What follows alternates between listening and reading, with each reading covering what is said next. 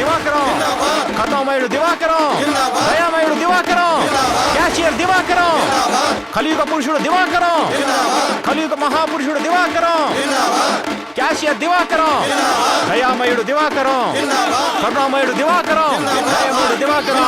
ఏంటి మనోడా, ఏంటి సంగతి? బ్యాంక్ క్యాషియర్ అందరికి డబ్బిస్తున్నాడు. పదండి పదండి. ఇదిగో వెంకీ, ఎవరే దివాకరం?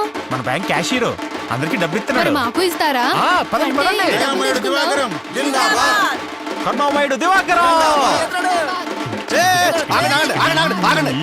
అంతగా పోడుతున్నారు. అసలు ఏం చేశాడు అతను? ఆయనే చేశాడు. ఉండవా, అంతా అతను చేశాడు అంటారు. అసలు ఏం చేశాడు అసలు? ఆయన ఏం చేశారో చెప్తే మీలో ఒక్కడు కూడా ఇక్కడ ఉండడు.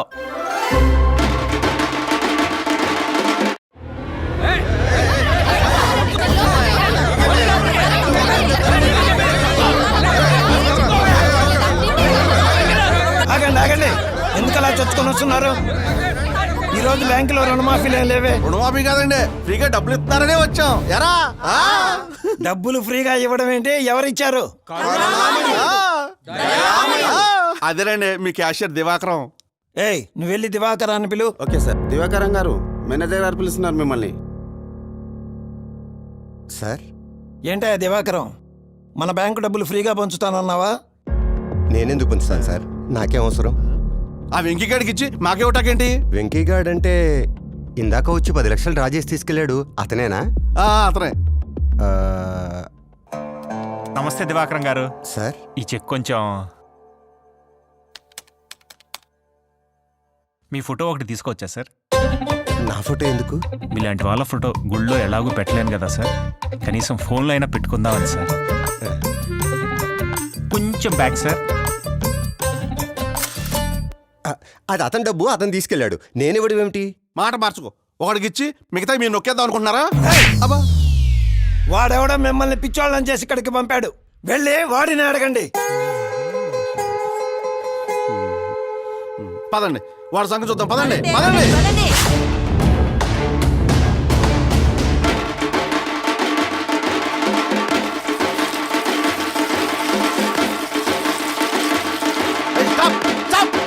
What hell is going on here? బుద్ధుందా? వాడేమో దేవుడా లీడరా? వాడికి చింత బదులు కొడుతున్నారు. రే, నీ డబ్బులు నీకు ఇచ్చినోడికి పాలాభిషేకం చేస్తావా? సిగ్గుందా నీకు? ఒరే, మరి ఇదే పని నువ్వు చేసినప్పుడు? నా డబ్బులు నాకు ఇచ్చినోడికి నేను ఎప్పుడు పాలాభిషేకం చేశానా? గుర్తు తెచ్చుకో.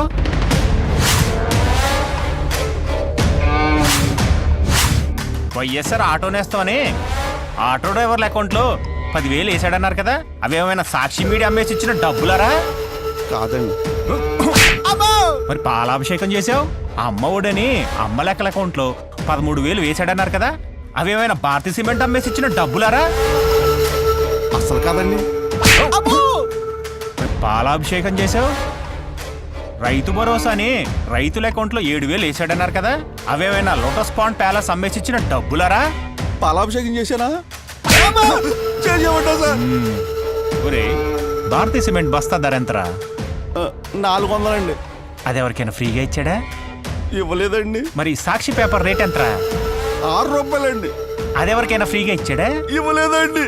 6 రూపాయల పేపరే ఫ్రీగా ఇవ్వనోడు, సొంత చెల్లిని తల్లినే బయటికి తరిమేసినోడు, సొంత బాబాయినే గొడ్డలతో వేసేసినోడు ఫ్రీగా డబ్బులు ఇచ్చాడని పాలాభిషేకాలు చేస్తారా?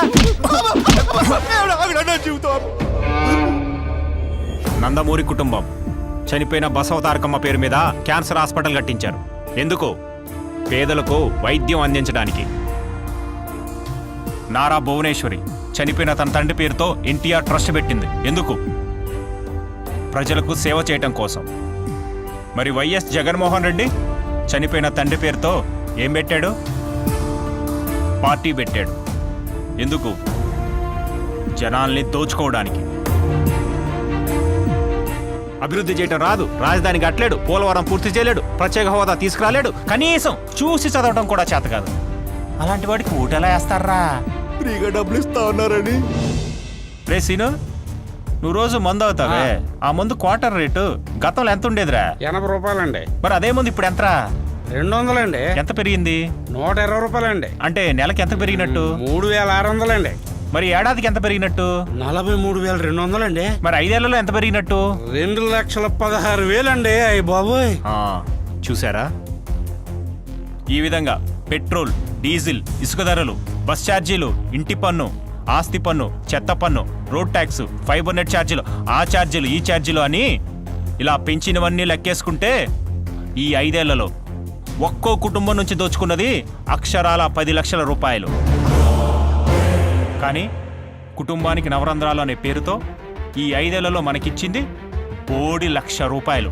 అంటే 10 లక్షల రూపాయలు మన దగ్గరే మింగి 1 లక్ష రూపాయల ముష్టి మనకిచ్చి నేనే దేవుణ్ణి అంటున్నాడు. అలాంటి వాడికి మీరు పాలాభిషేకాలు చేస్తున్నారు. మీకు తెలుసా మన రాష్ట్రం మీద 13 లక్షల కోట్ల అప్పు ఉందని? అదంతా ఎవరు చేశారు? ఎవరు కడతారు? మన రాష్ట్రం మీద ఉన్న అప్పుల భారం మనదే, మనమే తీర్చాలి. రామన్న, నీ సంపాదన ఎంత? 20,000 రూపాయలు బాబు. నీ కొడుకు సంపాదన? 50,000. నీ కూతురు సంపాదన? 30,000. మొత్తం 1 లక్ష. అవును. నువ్వెప్పుడైనా అప్పు చేసావా? అప్పు చేయాల్సినంత అవసరమేమీ రాలేదు బాబు మాకు. ఎందుకు రాలేదు? సంపాదన సరిపోతుందిగా, అప్పు చేయాల్సిన అవసరమేముంది? చూసారా, సంపాదన సరిపడా ఉంటే అప్పుతో అవసరమే లేదు. మరి మన రాష్ట్రానికి ఎందుకింత అప్పయింది? అయిందంతా సంపాదన లేదు కాబట్టి. సంపద సృష్టించలేని వాడు రాష్ట్రానికి అవసరం లేదు. అప్పులు చేసేవాడు అసలే వద్దు. సంపద సృష్టించి సంక్షేమ పథకాలు ఇవ్వగలిగిన వాడే అసలైన నాయకుడు. అలాంటి వాడే మనకు సీఎంగా కావాలి. దేశ విదేశాలు తిరిగి ఇండస్ట్రీస్, ఇన్వెస్ట్మెంట్స్ తీసుకురావాలి. అంతేగాని ప్యాలెస్ దాటి బయటికి రాని పిరికోడికి ఈ రాష్ట్రాన్ని అప్పచెప్పకూడదు. వీడికి కియాలో ఉద్యోగం, సంవత్సరానికి 10 లక్షల జీతం. వీడిది సాఫ్ట్వేర్ ఉద్యోగం, సంవత్సరానికి 12 లక్షల జీతం. వీడిది హీరో మోటార్స్లో ఉద్యోగం, నెలకి 85,000 జీతం. వీళ్ళలో ఎవరూ కూడా ప్రభుత్వం బటన్ నొక్కిచ్చే పథకాల మీద ఆధారపడి బతకట్లేదు. రివర్స్లో వీళ్ళ జీతాల నుంచి ట్యాక్స్ కట్టి ప్రభుత్వాన్ని బతికిస్తున్నారు. నిజానికి ప్రభుత్వం చేయాల్సిన పనిది. పరిశ్రమలు తీసుకొచ్చి ఉద్యోగాలు కల్పిస్తే ప్రజలే ప్రభుత్వాన్ని పోషిస్తారు. అప్పుడు ప్రభుత్వం ఇచ్చే పథకాల మీద ఆధారపడాల్సిన అవసరం ఉండదు. బటన్ నొక్కడమే పరిపాలన అనుకుంటే అవ్వా, ఇలారా. ఏంటి బాబు? నీకు బటన్ నొక్కడం వచ్చా? బాగా నొక్కుతా బాబు. విన్నారుగా, ఈ మాత్రం బటన్ నొక్కడానికి ఈ బామ్మ చాలదా? దీనికి ముఖ్యమంత్రి అనేవాడు ఒకడు కావాలా? ఆలోచించుకోండి. గోడలకి రంగులు వేసేవాడు కావాలో, మన జీవితాల్ని రంగులమయం చేసేవాడు కావాలో మీరే నిర్ణయించుకోండి. బాబు రావాలి, మన బ్రతుకులు మారాలి. బాబు రావాలి, మన బ్రతుకులు మారాలి.